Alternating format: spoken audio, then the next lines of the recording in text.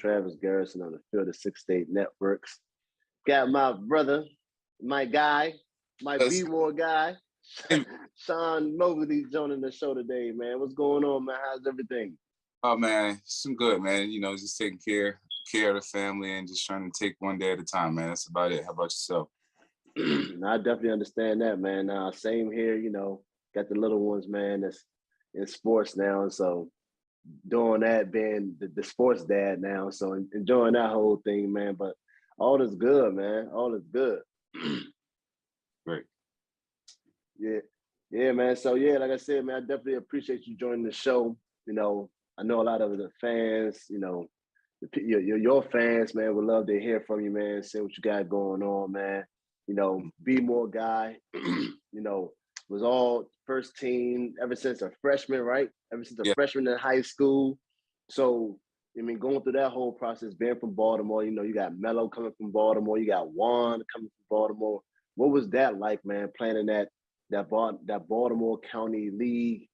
Because I know we played against at the Mather, man. We played against, you know, Towson. When Melo was down there, we played against Derek Snowden over at Spalding. So, you know, we had some games against those guys, man. You know, Neil, all those guys down in B-More, man. So what was it like playing in B-More, you know, in that high school basketball leagues, man? Oh, man, it was a blessing, man. I think it helped me grow early in life. Obviously, you know, being raised and born here in Baltimore isn't the easiest thing, but different outlets as far as, you know, Pal Centers, recreation, it allowed me to, you know, pursue what I wanted to do. And obviously, basketball was my go-to. And, you know, playing against different guys in high school and, you know, obviously living up to a lot of not even trying to live up to a lot of, you know, the Sam Cassell's and the Carmelo Anthony that you name, just trying to make a path for myself. And the name of that was just one thing I was always determined to do. And obviously, you know, basketball here in Baltimore is huge. And playing on that, you know, playing in the BCL and the MIA for Catholic League, I mean, you know how it is in DeMatha. Yeah. So guys played against Gonzaga, we played against them guys also. So having to play against, you know, the Malcolm Delaney's, the Dante Greens, and other guys that played within, you know, the Baltimore Catholic League and the MIA, I think it was probably the best basketball. If you look around, even my guy DeJuan Summers, you know, it was huge. So having that going into my freshman year at St. Francis Academy, we didn't know what to expect. A lot of people, you know, because I had fractured my foot going into my freshman year. So having that, so a lot of people don't know that, but, you know, having to rehab and trying to get healthy, obviously, you know, when you're much younger, you recover quicker. But, you know, as a freshman, I didn't know what to expect. I didn't know if I was going to play as many minutes. But like I say, it's just determination and leadership that I always kind of carried with myself, you know, just putting them guys, I guess, pushing the guys, not vocal wise, but just leading by example. That was just always my MO.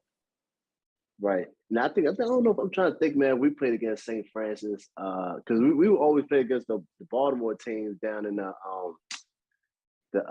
down in Cumberland. Down at I forgot the name of the league, man. I was talking to somebody about that, TJ, the other day. We would always play guys down in the that Cumberland right after it's like a postseason, you know, after the season's done, it's like the last tournament of the season, huh? I said it's the best joint ever there. Yeah, man, it was a lot. Like I said, man, when we played, like my sophomore year down there, that's when I was playing varsity. That's when I went against. I tell people the story all the time. That's when I went against, you know, Melo. But people don't realize, man, Melo wasn't always that height. You know, Melo was small, man. He grew. He had that because I tell people all the time, bro, like that story, man. Like I saw between our sophomore and junior year, Melo wasn't playing a lot. You know, he wasn't playing a lot, and we had like a quick conversation after the game. You know, he was kind of expressing how, you know, he wanted to play more. You know, he want to get more time. And then that summer, he was top 100 that his sophomore year. that summer, bro. That summer, he went from top 100, man, to top 5 within the summer, bro. Because he grew like he had that 6 inches, 6'8". But then Yeah, he just all I'm hearing, man, he was just tearing up the AAU circuit, man. I'm talking like I said, man, he ended up being top 10 before the top 5, top 10, top 5 before the summer ended, man. So then our junior year, we played against each other again down there, man. He was just a different player, man, a different dude. And then obviously the sophomore year with Oak Hill, and that I tell kids the story all the time in regards to that transition. Like he wasn't always mellow. It was a 3-year time that yeah, he just turned to a different animal, but that was that determination. You know what I mean? That be more attitude. You know what I yeah. mean? And that's the good thing. I mean, obviously he played in the same program, AU program I played in. He played at Mount Royal coming up. And you know, just saying I wasn't that much younger, but I was younger. But that's when I started, because I didn't start playing like under the whistle, like regulation basketball until I was like maybe 10, 11. Mm-hmm. I started late. I would hoop on, you know, outside with my homeboys, brothers and them, but I'm the youngest out of 5. So it was like, you know, everybody didn't want to pick me, but I used to get mad. I was like, that I already determination. know. I take the ball, you know what I mean? I take the ball, nobody. So, but that was my mentality, man. Like I say, and a lot of people, you know how people try to compare you, this person, that person. Mm-hmm. Nah, it's just making a way for yourself, man. That's why I tell my kids now that I train, you know, just make a way for yourself and don't worry about trying to play like Steph Curry or LeBron James. It's only one of them. That's it. Exactly. Facts. And I tell the kids the same thing, man. Like, and they don't understand that the work that these dudes put in to become those players. They just see the finished product, and that's what you Yes. see during the games. You know, Steph hitting those deep threes or cross man. Like he works on those things. You know what I mean? Like he makes 500 to 1,000 shots. You know what I mean? A night. So that's what he does to get it down like that. But a lot of these kids, when I tell them, I said, look, it ain't that easy. These guys put limited time in, unlimited time in, just hours after hours. You know, I tell people all the time, like with like a KD, man, you know, watching him train and seeing that process, the way he trains, man, you would think he's trying to get into the league. You know, he just Right. hungry, man. I say, It's man, y'all don't. It's different, man. You know, LeBron putting $1 million in his body. You know what I mean? Come on, like just think about these guys work. They really work, and these kids, yeah. you know, unfortunately, they don't understand that they want to be the finished product without putting the work in. So, you know, like what you're doing right now is huge. Now, throughout your high school year, man, you almost scored 3,000 points, bro. Yeah. Hey, 3,000. That's a lot of. Hey, that's a lot of buckets, man. Yeah. That's a lot of buckets, man. Like, what was your mindset? Because did you have those older guys coming and talk to you and give you, like, showing you the way, or kind of just in your ear, like, man, like, if you want to do X, Y, and Z, you got to do this, that, and the third. Now it's just the determination factor, man. You know, trying to get out the hood. You know what I mean? That was the one thing for me, mentality. Obviously, like I say, I played with guys that I played. So it's so crazy. Like most of my guys, I played with 3 guys on my high school team that I played AU with since I was 10. Malcolm and Dante played on the same AU team with me also. They went to Towson Catholic. We went to St. Francis. So we already had chemistry. Guys already knew what I could do. Now you had the juniors and seniors is like, man, this freshman coming in, you know, doing whatever, blah, blah. Nobody didn't know who I was then. You know? I was kind of a late bloomer, but not really. But just coming in as a freshman, man, and just having that determination. Like I say, that's my one thing I always live by. You know, Christmas Eve, Christmas Day, yeah, I open my gifts up, but I'm in the gym at St. Francis, you know? It was just something that I just love. It's my scapegoat. You know, when things are in the wrong direction, or, you know, you're going through things, I'm in the gym. So if I can be in the gym half of the day, I'm cool.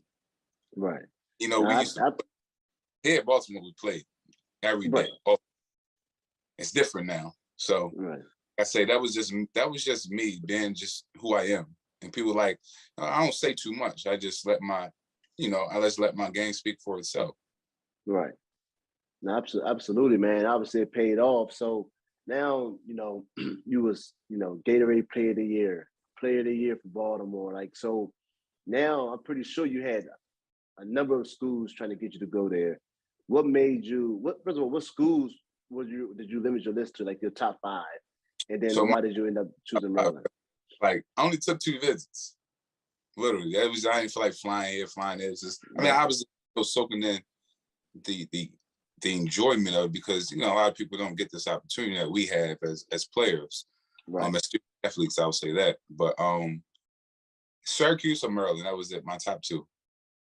And I love Boeheim, you know, great guy. Obviously he has, you know, a hell of a connection here with a lot of Baltimore guys here. Right. You know, having Carmelo, Dante Green, Mike Lloyds, and them guys that played here. But I took a visit there, man. They played game day. I'll never forget. It was my first time meeting Dick Vitale. They played game day against Louisville. Packed. When I say packed in a football stadium, I was like, bro, I gotta go for sure. I have to. Right. But it was just different. You know, having, you know, dorms not on campus, you know, you got to drive. It just felt like separation. Whereas Maryland felt like a family. And I've been going to Maryland games since I was in 8th grade, you know, when I was recruiting, you know. So I will always watch James Gibson, Mike Jones, and them guys play. I don't think you were there when you probably was though, Travis. No, you were there. You were there. 8th grade. Yeah, you were there. What them guys. Mm-hmm. Yeah, so, you know, coming up and watching you guys, and, you know, obviously when everybody used to watch the Maryland Duke rivals and, you know, with Jason Williams and them guys used to go ahead, I'm like, man, I love it. Like, it's just different. And, you know, obviously, opportunity to come play pickup was a factor. I'm like, man, I know as a freshman, I know I could probably play. Big time minutes though as a freshman. I was like, who wants to sit on the bench? You know, we work hard, so you got to put yourself in the best opportunity. Right. And obviously, you know, having, you know, as a freshman at Maryland, you know, I played. And I was just, like I said, I just worked out. I worked hard. And I never lift weights in high school. So I was just naturally strong. Right. I'm a college, man, you know how it is. We was talking about it the other day. I was like, man, this is different. It's different for you. You know, you put your body through so much shot. But the recovery aspect of it was amazing. I mean, obviously, you know, ACC was different. It was different then. Mm-hmm. So having that, and that was different. That's why I was like, ACC, Duke, Maryland, North Carolina. Yeah, well, who didn't want to play in them type of atmosphere? Exactly. And I tell people all the time, I mean, see, I tell people all the time that I didn't grow up watching college basketball. So I didn't know the history of it. I learned that in high school. I went to the math. I got like a crash course on who the coaches were, kind of the history of college basketball, these teams, these universities. So, you know, because I started late too. I didn't start loving the game of basketball until like 10, 11. I was playing around 7, 8, but I wasn't good. I had no knowledge of them. I had 2 older brothers that played, and I had an uncle that played pros, you know, All-American and all that stuff. But I still didn't have the education. I had to learn that as I went on. But like I said, when I was at the math, that's when I really got like that crash course on what college basketball was about and the history of it. So the ACC, I didn't really understand and comprehend it until like my later years in high school. And then obviously going to Maryland and you in that atmosphere. Or I remember I went to a couple of games that when they played at Cole Fieldhouse and they was playing Duke, like the Duke games and how packed the crowd was, the gym was, and oh my God, bro, super crazy, man, super packed. The atmosphere is dope. They on top of you, man. The crowd is like right there on top of you, man. And you know they had a nice mob back then too. You know they had everybody on the team. You know it was electric, man. It was just like if you a basketball player, man, this is the type of atmospheres you want to play in. And like you said, man, that the Maryland fans, it was just like, you know what I mean? So I definitely understand what it was. But what was it like for you when you finally, you know, got to really connect with Coach Williams, man? I'm talking about like your friend, you get on campus and you obviously got summer school, but now it's time to practice. Now you're on a team, you need to recruit. What was that like, man? And what was that experience like playing for Coach? Get to it. Hey, and honestly, everybody's like, man, how can you play with somebody so crazy? But one thing I love about Coach Williams, and you know, obviously we had to talk the other day, but man, he just wanted to get the best out of his players, and that's one thing I can say, and that's one thing I applaud him on. And obviously, you know, them practices, 2-a-days, getting at 5 o'clock in the morning, running. Man, it was an eye opener for me. And a lot of people don't know this. I was like, man, is this for me? Is it really? Because it's tough, especially as a freshman, because you're from high school, not having as many responsibilities. And now you're talking about, as a freshman, you're thrown in the fire. Obviously, man, we that's what we work hard for. Right. But like you said, you see the finished results when guys are just playing. Right. But leading up until, July, August, September, and you got them, them workouts, man. It's but the one, like I say, one determining factor for me was to, get a full scholarship, not have my parents worry where I'm in at nighttime and stuff like that. Obviously, and things can happen anywhere, but they know I'm fine there. But having them workouts and going through things with, Grievous and Landon Milborn and my guys, man, it was an experience within itself. Grievous, man, wonderful guy. He's going to push you to the limit. And it's crazy thing about it, I played against Grievous my freshman year at St. Francis before KD went to Montrose. Played against him 2 times. And, the first game I had maybe 25, 30. Right. And, at Montrose, you know how tough that was playing that rubber court. They did that rubber court, man. I don't know how them dudes do it. What is this? Y'all top 10 in the country. But man, that's when I was like, oh man, I love Graves. Since that day, me and him always had that bond. So going there with Graves and Eric Hayes and man, there's so many guys connections. And I played against Dano Gregory and Braxton Dupree when they were at Mount St. Joe and Calvert Hall. Right. So like I say, having that connection with the guys made it easier because Graves knew how hard I was going to work because he played against me. He knew I was a dog. Right, so just having that, not even that security that where it's like, all right, cool. Because, in college, minutes aren't guaranteed. You got to go out there and work for it. Especially playing with Coach Flynn. He's not giving you a minute if you don't deserve it. Right, exactly. But I loved it, though, man. I loved it. Like, if I could do it for 4 years, I would, for sure. Yeah. How was it playing with Grievous, man? I tell people, I played, obviously I didn't play in college with him, but we played, I think he came up to campus. He came up and played with us one time in open gym. I think you probably, I think y'all classes coming in that came back to play with you guys. But I tell people, even before he got to the league, I say, man, dude he gonna get in the league and he gonna be there for a minute because trust me, he is, because he a workaholic, you know what I mean? And his attitude, how he is, his character, people think he just be like acting. I said, no, this dude is really like that, man. Yes. He really and I know the NBA scouts and the NBA teams, they love them type of players, those dogs. You know what I mean? That's what he was. He was a dog, and he gonna let you know, like, you can't do nothing with me. You know what I mean? So I used to tell people all the time, man, just the type of dude he was, and his character, man. And I knew he was going to make it for a while. So what was it like your experience playing with him, man, and just that atmosphere in regards to him, he getting talking this in Spanish and doing his little rambling and all that, bro, and talking trash to everybody, man, while he's getting buckets on them. Again, that's why I talk about his leadership was crazy. His work ethic was crazy. I level Greaves my freshman year, and the dude just work. We would get shots up at the end of practice, but the turning point of everything was his senior year. And I'm like, game day, you chilling, you go to free game, come back, you relax, chill in the locker room, do whatever. Right.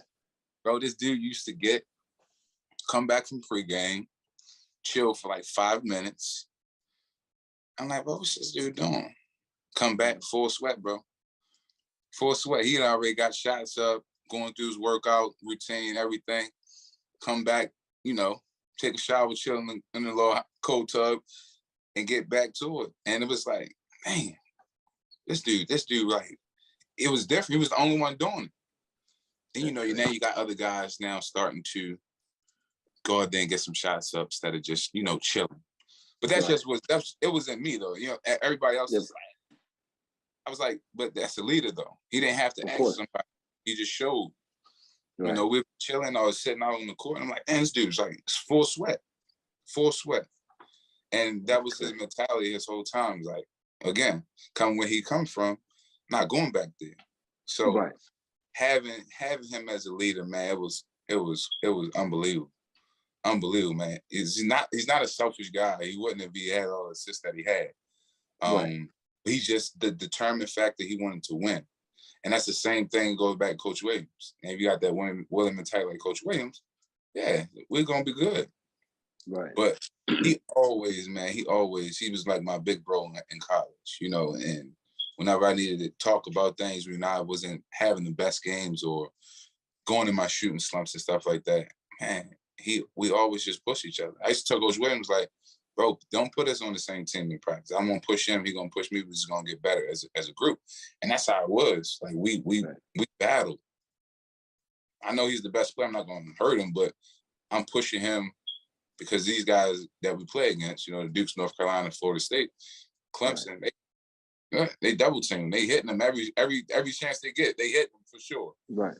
So that was, man, Graves, I love Graves to this day. You know, we still stay in contact and all that, man. But he's a wonderful person, man.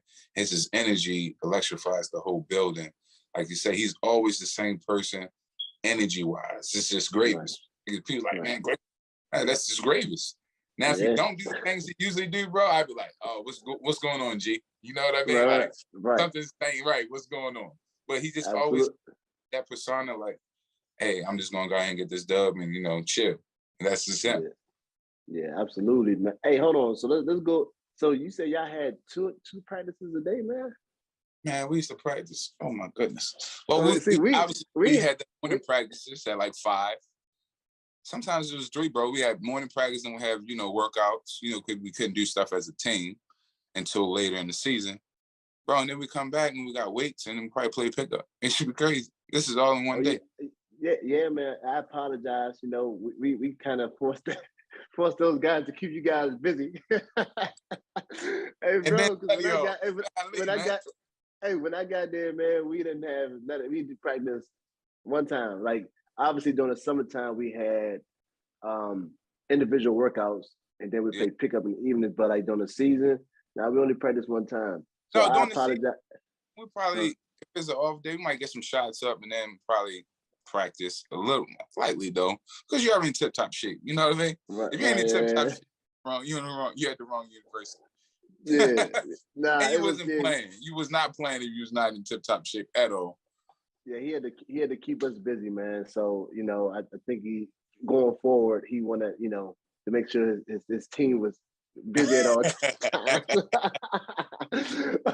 But like I said, man, you know, I enjoyed college to the fullest, for sure, man.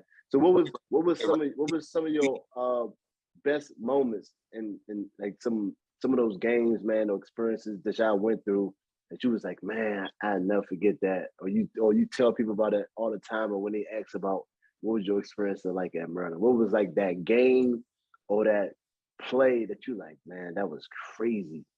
Yeah, man, it had a lot. You know, 4 years, you have so many memories and so many things that still stick in your mind, especially when you go back and watch games. They like, man, I remember. But obviously, everybody know my sophomore year, we played Duke at home. And they were ranked top 5. Crazy atmosphere. Senior night with Gravis, Landon, and Eric Hayes. Packed house. Bro, the best game of my life. And just having that, like I say, watching the Maryland Duke rival, it was crazy. So having that experience to beat them that year was amazing, man. It was like, it's like, how could you come off that high? You know, like nobody, untouchable. You know, we lost no game at home that whole year. Like we was cool. It was 32-9 ACC, I believe. 13 and 2, something like that. That's but crazy, nobody at home, nobody came in and beat it. So, and obviously that was my only time beating Duke. So that was like, it was at home, you know, rushed the court. It was cool. It was my first time experiencing stuff, something like that. So it was like just one of them pictures, one of them moments that you just capture and just always remember. Right. And my senior year was the worst experience. I mean, my sophomore year, at that same time, lost Michigan State at the buzzer beater, which was, a heartbreaker for us because that was our year, national championship. Right. Absolutely. Yeah. Absolutely. And I know you remember, man, God rest his soul, man, when, Cliff hit that game-winning shot, man. They still play it to this day. And just that his expression, I just seen how hype y'all was, bro. Like that was, they still play that shot to this day, man. They play it all the time, man. It's one of those moments in Maryland history, man, in regards to that game-winning shot. Yeah, rest in peace to my guy Cliff Tucker, man. One of my brothers, a close teammate. I call him my brother. You know how it is when you play with guys, turn to brotherhood, turn to brothers. But man, that the whole sequence leading up to that, because my Gravis hit a buzzer beater before that. Right. That wasn't at the game. Gravis hits a half-court buzzer beater, but they said somebody called a timeout. I don't know who called a timeout. Right. We talked about everybody say keep moving. I'm like, I don't know. I don't know. But at the end of the day, it was so crazy because we was talking about it for our 10th anniversary on me, Gravis, Landon, Eric Hayes, and Dino. We was talking about it, and Coach Williams was trying to explain the rules. I'm like, what's the rules? I thought anybody can call the timeout. He was like, no, only person called the timeout is the head coach. He said, I didn't call the timeout. Wow. The referee heard somebody call the timeout. Gravis hits the joint that he hits the game win at halftime. From half court. They put time back on the clock, and then Cliff Tucker get an opportunity. And it was just so crazy because Coach was, when I say mad. We like, bro, you can't, come on, 2 times in one night, like you get a buzzer beat. And Eric Hayes, obviously Cliff, we run the play, Cliff peeled off to the corner, left-hand corner, you never forget, it's like muscle memory, you know what I mean? Right. It's fake to Gravis, hit Cliff in the corner, and it's all she wrote. And it was so significant because that was the first buzzer beater inside of Comcast. So it was like one of them things that, that guy, he's special. I knew Cliff could shoot the ball with the best of them. Right. He was, a hell of a player. But that moment, it's still, it sits there. You know what I mean? Right. Just because who Cliff was and how he carried himself on and off the court. So, yeah, that's a moment though for sure. I'll have it in my up for sure. Oh yeah, absolutely, man, definitely. Hey, but before we move on to talk about some more Maryland basketball, let me tell you guys a little bit about our partners over at BetRivers Sportsbook. If you haven't signed up with BetRivers yet, now's the time because they are offering a $250 match bonus for your first deposit. But what sets them apart is that they require just one playthrough to turn your bonus to cash money. With their new Rush Pay instant approval, withdrawing your winnings is safer, more secure, and more reliable. With basketball season tipping off, get in on the action by going to BetRivers.com today or by downloading the BetRivers app. Must be 21 years or older. Gambling problem? Call 1-800-GAMBLER. So now you finish your college career. Now it's time to play pro basketball. What was that transition like? What was that process like for you? Now you leaving, some of your best years in college basketball. Now it's time to basically reap what you sowed in the sense of putting that work in. Now you better go play for some money. You know what I mean? So what was that process like for you? It was easy. A lot of people say it's hard. Obviously, we travel. Obviously, since you played in the metropolitan area up there, obviously you traveled a lot playing AU. So it was different mindset, obviously, but the same goal. Right. How can I get better? How can I get better, or how can I expand my game to make more money? Now we're not talking about trying to get there. We already there now. Right. But, because a lot of people say, "Oh, how can you do it? You've been away from your family so long." Yeah, when I went to Maryland, I never came home really. I stayed in College Park all day, every day. For what? Same me, yeah. Yeah. Obviously it was tough because my mom, she never flew really. She never flew at all. Right. I mean, if she was here today, she still wouldn't fly. You know what I mean? Right, My right. dad visited me my first year for 3 weeks, and that was just probably the best feeling, having somebody other than your teammates around. Right. But having that opportunity, man, it was definitely different. I went to Poland my first year over there. Cold spot. Cold, bro. Cold. When I say cold, I was like, man, I love the cold. I don't like that. Right. They have to drive in. They would have to, travel. It was different. Poland was only probably like, I wouldn't say the worst place for me, but bro, we had bus rides. Oh man, I already know. Bus rides, it was different. Right. I was like, bro, it's not for me, man. It's not. But at the end of the day, it's something I love to do, something we all love to do. I mean, obviously you and I. But having that experience and getting to not only meet new people, but obviously learn about different cultures and the way they eat, different things they eat. That was my thing, and still having them connections to, to this day, like I say, basketball is brotherhood. So you still have these connects with guys that you play with overseas and guys that live there. But having that experience, man, was unbelievable. I wish I could have. I could have played longer. My mom just got sick, so I was just like, you only get one mom, and having that opportunity to just be there for 6 years was amazing. Right.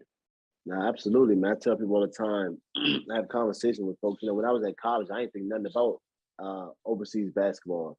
Honestly, every time people mention, and I'm being honest, when people used to mention it to me, I used to get offended. Like, so you saying I can't play here? Like, I can't play in these states? Like, so that's how I took it. I took it like that. Whereas when I went over there and I actually experienced it firsthand, man, I was like, man, I don't want to go back because, like you said, learning that, like, Cincinnati is a good spot. There are some places I'm like, I need to get up out of here. But, I played in places, like you said, man, I played in places where it was like, they just paying good money. So it is what it is. But, just that, you said the experience, man, the brotherhood, different cultures, the lifestyle, everything. And just like you said, you get to visit other countries, bro, just off of playing basketball. You know what I mean? Like that's just because you play basketball, you get to visit the world, like travel the world for a living, and they pay you to do it. Yeah. You know what I mean? Like I say, that determination factor, coming where I come from, I'd rather be over there than be here. That's just fact. Right. And doing something that you love doing and getting paid for it, having trust me, over there, you be practicing twice a day. Right. Yeah, right. Yeah, heavy. And it's tough. 8 to 10 months, like 2 years. Yeah, exactly. And obviously now with the recovery phase and stuff like that, now it's different. But my first year over there, it was like, bro, we got ice bath. That was it, and that was hard to get that time. So recovery factor was like, man, it was just beat on your body. It's over there. They hit you. You get by screens. You getting hit going to the basket. So it'd be times, man. When I played in Germany, man. Oh my goodness, BBL. Good gracious. Yeah. Man, I'm playing against Bayern Munich. I'm playing against Alba Berlin. All these guys, man. I'm like, bro, these dudes are screaming. You ain't going to switch again. You gotta have to do something. But bro, I'm trying to tell you, we played team in Germany. I felt like I was in a boxing football match, bro. Our coach, I was just take them off. I ain't even coming to the stretch. I ain't doing nothing. I'm chilling. I was playing like 35 plus minutes. I'm cool. Exactly. Yeah, a lot of people like, man, I did well overseas, scoring wise and everything. I had to win a championship in France, so it was amazing for me. But man, I miss it for sure. If I can go back and play 2 more years, I would. Right. And I was telling people, when I tell people this story, I was in Ukraine and we were playing against a big EuroLeague team, man. And we're down players, just got a new coach. He's a Serbian dude. Just got him. This is like his first game he's coaching us. We just brought in some we let some big guys go, brought in another young guy who played at Connecticut, but he was a slim dude, more of a a 4-side 3, 4-side slim, and I wasn't that big at the time. I lost a lot of weight, so it just really just me, and they got me playing. I was playing the 4, but now they got me playing the 5. This team got 6'10", 6'11", 265, 270. They got another 6'10", 270. They got a 6'11", 7 foot, 270. Who's guarding these dudes? Right. And mind you, I'm starting, and I'm playing a lot of minutes. So they just taking turns, bro. I'm talking about guys like one come out, one go in, like they just switching. So I'm guarding. I'm trying to, but I'm holding my own though. Like that's probably like I had one of my best games against those dudes. But like you said, man, these are country boys. Like and then I ended up playing against the kid. I think he was with Boston for a while. Big Australian dude, man. I ended up playing against him in Greece. I think he's with the Spurs now in Greece, and I think big slow dude. Man, set a good old screen on me, boy. I had to look at him like, come on, man. Like, come on, man. I understand, you gotta do what you gotta do, but yeah, man. So, like you said, man, some of them countries, man, you gonna go up against them real European solid, solid, and and I ain't like I said, I wasn't no center. I was more like a 3-4, 2-3-4 over there, 2-3-4, over there, man. But yes, I definitely those experience, man. Those Eastern European countries, you go on, and then like you said, those crazy 2-a-day practices. I tell you all the time. I say, man, as I got older, I said, look, I tell my agent, I said, look, man, I'm only going to South America or Asia or the Middle East. I'm not doing because it takes, like you said, it takes years off your body. Yeah, we man. just like I said, the game we just played against that EuroLeague team, man, we literally, bro. I think we drove or took a train. We took like an old school train that was like 10 hours long. But we get back to our facility, our coach getting off the bus. Usually, if he just walk off the bus, I mean, we ain't got practice the next day. Man, he's walking off about to get off the bus. He turn around and say, "Yeah, so we're gonna take the morning off and come back in the evening." You're like, huh? Like, are you serious? And then we start practice on. We doing defensive slides, the whole full length of the court, cut through half court. I'm looking at him. I'm in my feelings, and I'm looking at him like, and we going like he'll practice like 2.5 hours, twice a day. So I'm looking at him like, are you serious, man? You ain't play all these minutes, but I get no recovery time. You know what I mean? So it was times like that, man, when you like, yo, I need to. This ain't gonna work for me. Caribbean coach, crazy, bro. You're not getting Christmas off. Get none of that. Get a break. I gotta go back home for at least a few, man. Right. He obviously, we had a derby game. You know how that is, a rival game. And we wound up beating the, team like not too far from our city. I'm like, Coach, I just gotta go, like for a few.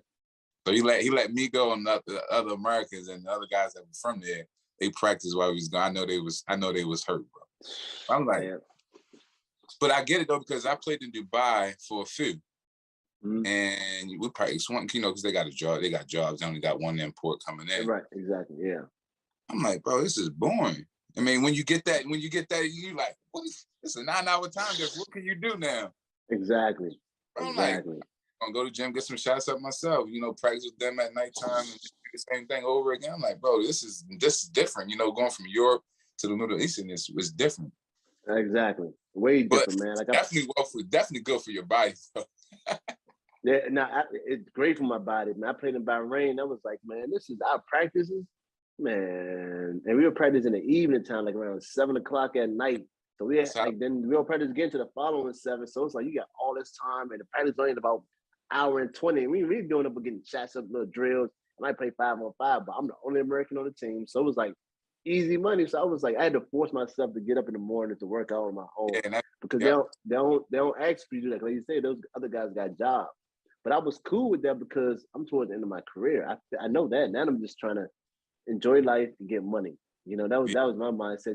Enjoy life on and off the court. That's why you tell my agent, like, look, you gotta take me to a place I can enjoy life on and off the court and still make some money, man. So I definitely I miss it too. I miss more so the traveling part and the grind of preparing for the overseas work. My body don't miss the playing part, but just the preparation and the traveling and meeting different people and different cultures, I do miss that though. Yeah, man, that was your life. I mean, that was mine for 6 years. I mean, outside college and high school and AAU, but just having that that opportunity of just, like you say, meeting people, traveling the world where a lot of people would never go. It was a key factor for me. I was like, man, I miss it. The moment that I stayed home and stopped playing ball, I'm like, man, I gotta go somewhere. I gotta do something. I gotta at least get on the plane and go, because this was like, it was different for me. But we made the best of it for sure. Absolutely. Let me ask you a question, because now you obviously know what's going on at Maryland right now, but we didn't even talk about this, and I kind of want to get your thoughts on this. During your time there, you played for Coach Williams for 3, and then that's when he ended up stepping down and Coach Turgeon came in. What was that like? Because I never experienced in college or high school in regards to you come in for one coach, but then you end up getting, especially your senior year, you end up getting another coach, So what was it like for you in regards to that transition and the differences between the coaches? I kind of know the differences, but for you in regards to that, what was that experience like for you? Oh, it was a nightmare, because you go from playing with a Hall of Fame coach that recruited you, and you knew what to expect. You know what you're going to do every day. He's not going to be no different. He's going to be just the fire person that he is and the winner that he is. And obviously, I knew sooner or later. I thought he would do it after I leave. Yeah. But I just had this. I didn't even know. Like, I didn't even know what to expect. I literally just did. I left and went to Florida on vacation, cut my phone off for 2 weeks. Wow. And yeah, because I was like, man, I just don't want to talk to nobody. And I was thinking about transferring, on vacation. Like, it's time, maybe it's time for me to go elsewhere. But I left Maryland, so that was my reason of staying. Just there. Coach Williams, obviously, and we stayed in contact, my senior year or whatever. But it's night and day, as coach, when you think about Coach Turgeon, Coach Williams. Coach Turgeon is a great guy. But it's just the firepower that I was used to. You know what I mean? Like, you play with Coach Williams, so you know what you're going to expect. Right. And just have Coach Turgeon more so, not lackadaisical, but like more so laid back until he wanted to be that guy that wanted to have that spark. It was different. My senior year was different. Man. It probably was the worst year of my whole 4 years at Bro. Right. But and just trying to. And I tore 2 ligaments in my ankle my senior year. So I was playing at 65, 70%. Right. I was on a red shirt. I was like, no, it's time to go get some money. You know how it is. Right. You're ready to get out of there. Of course. Man, it was definitely different. It was different for me. And obviously, everybody asks the question, like the difference between Coach Turgeon and Coach Williams. Yeah. They both are winners when you look at, they both winners, but Coach Williams is a legend. He's a Hall of Famer. That's just different. Separate them. Not to, go in so many words, but he's a Hall of Famer. I mean, it's a fact. Right. Yeah. So what do you think about the state of Maryland right now in regards to the coaching position, and what do Maryland need? What kind of coach do they need there that can get things back, kind of like the please on an elite level. Everybody, to get to where it needs to go, that people are anxious for and what they want. What kind of coach you can see coming in and that help out, or what, the energy wise or personality or even the individual?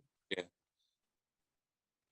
I honestly, like I watched a few Maryland games since coaching change had happened, and obviously, you see the guys, they feel comfortable with Danny Manning up there coaching them, but Maryland always had an identity, and you look at it, what identity do they have right now? That's what we have to get back to. I think like I said, we had an identity coach where we was gonna go diamond press every time. We were gonna go flex offense. We was gonna get scrappy. We was gonna do this. What identity they have right now, and that's the thing I'm trying to piece together and look for. Obviously, we watched them the other day, and they had it. But what identity they have right now? Every team has an identity. When you look at all these elite programs and stuff like that, and Maryland can be elite. But what coach do they need right now? Or what do they need? They need a guy to come in and just win. That's what Maryland wants. Obviously, having that, like I say, going from a Hall of Fame coach to Coach Turgeon that have, been to a Sweet 16 or when they had DeAndre Jordan at Texas A&M, maybe national championship or Final Four, whatever it was. I don't know right offhand, but having that change, it changes and shakes up Maryland in general. It's going to be a while until we find, hopefully it's not going to be a while, but it's like a team winning Super Bowl. They got to get rid of a lot of guys. You bring new guys in. It takes a minute for things to unfold the right way. But, Turgeon was there for 10 years, 11 years. Yeah, So it's now time to find that glue guy that can get the players and get, recruiting classes hasn't been bad. Right. It's just getting guys to buy into what system you want. And obviously having the players buy into you as a coach and having that belief that, whatever coach say or this coach, now I can go out there and just play my game. Obviously, they play freely though. I wish it was like that when I was playing. I get the fucking stick, Oh man, we needed some system. We needed some plays. Hey, can you imagine that, TG? Like, for real though, bro. Like, what? Open the court up.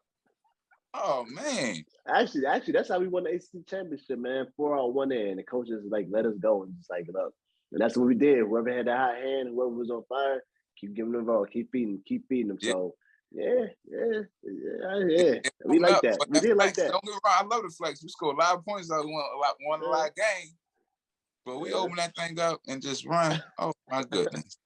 But no, that's the thing, man. Just getting back to that elite program. It's gonna be it gotta be somebody special. Right. I was joking with Coach. I was like, Coach, you going back and I said, you go back and coach. I could be assistant, you know what I mean? Yeah, you already know. I talked to Coach about crazy. it too, man. Yeah. Hey, speaking of coaching, man, I know you have your organization, man. You got your foundation, man. I definitely want you to talk on that before I let you go in regards to what you got going on, the name of your foundation, and, obviously how people can get in touch and be involved with what you got going on. Yeah. So 2 years ago, right before smack into pandemic, it was like an opportunity for me to just kind of figure out what I want to do for Sean Mosley. So I started my nonprofit organization called Mosley Basketball. This is my shirt here, Mosley Basketball. So I kind of want to bring back that kind of like PAL recreation center type feel and giving kids an outlet here in Baltimore, the youth anyway, just to get them off the streets and give them an opportunity to excel at whatever they want to do. It don't have to be basketball, it don't have to be sports related, it don't have to be any, you can whatever you want. So right now we're just trying to get a building to fulfill what we really, really want to do, and that's having classrooms, obviously basketball court inside. We're going to give them free tutoring. We're going to give them scholarships earn scholarships to do whatever they want to do with this money, long as educational wise. And obviously, it's tough because you have so many, bad influence out here. It's different. But I started off, I did my first event last summer, and I started with 35 kids, and I had my other event January 8th or something like that at St. Francis at my high school. And we had, obviously it's pandemic, but I had 85 kids signed up within a week and a half. Wow. So we still had maybe 65, 70 kids. So it's growing and it's getting out there, and it's just awareness. And obviously we're going to talk about eating healthy, mental awareness, because these are the things that these are things I think that we needed even when we were coming up playing basketball, because some things that we didn't know about, and some things some kids don't open up to certain people. But you know, me training kids individually, I get to know kids better now, and I understand that they don't tell their parents everything. So having an opportunity to be that, like again, being that leader and being the youth kind of scapegoat to, you know, just Coach Sean, you know, I got this going on. What should I do? X, Y, and Z. It's tough because, you know, you got a lot of younger parents out here in the world now, so they don't know how to, I guess, react to certain situations. So getting a grasp of them early in life, it will, I think it will benefit them. Obviously, we had the opportunity to get a full scholarship because we were good at basketball, and obviously, the grades was decent enough or good enough to pursue that as well. Some kids never left Baltimore. Some kids never left DC. Some kids never left Virginia. So giving them an opportunity to travel to different universities on field trips so they can get a perspective of their own is key. And so that's my thing right now that I'm doing. And I have my website at mosleybasketball.com. That gives you the breakdown of everything we do. Obviously, donations is definitely much needed because we're trying to do something huge here in Baltimore. I do have Instagram. My Instagram is S Mosley. I believe _14. If not, you can just type in Sean Mosley and you'll be able to see just my profile picture with my Maryland jersey on. But other than that, man, just trying to just stay COVID free and, you know, just giving back every day if I can. Obviously, basketball season right now, so it's tough to get a lot of kids active. But on the weekends, we definitely get after it for sure. So that's what I got going on here in Baltimore. Hopefully, you know, I'll have my building soon, though, for sure. We're going to speak things into existence. If not, we'll never get things done. So. Yes, sir. Hey, man, look here, man. What you're doing is great. I definitely believe in it. You know, doing some work myself with my foundation, especially with the mental health and, you know, the life skills. And what you're doing, like I said, is needed. These kids, especially being as though, I tell you all the time that those individuals that had that experience, that played at the elite level or that played period or just have experience period, we are obligated to go back and help the younger generation or the younger folks to help them along their way because we've been there, done that. So us holding on to the things we experience for ourselves is like selfish. That's what I tell people because we can help them have a better life or not have the same pitfalls as we did if we just can help them out. So what you're doing, man, I definitely commend that. It's definitely needed. And I know they definitely listen to everything that you say because, I mean, you've been there, done that. So, you know, you're an experienced player, man, a great player. So, you know, did it all, man. So, like I said, man, I appreciate you. And I know all these other parents and kids out here do too, man. So definitely keep doing your thing. And thanks for, you know, joining the Go Terps with Travis Garrison. And I appreciate your time, bro. We definitely going to connect for sure. Yeah, I appreciate you having me on, bro. You already know it's nothing but love here, man. Like I say, once a Maryland fan, once a Maryland guy, always. So, you know, anything, make anything possible, man. Keep doing your thing though, bro, and definitely reach out and try to do some stuff together. Maybe this summer for sure. Yes, sir, bro. You take it easy, man. All right, you too, man. Appreciate you guys.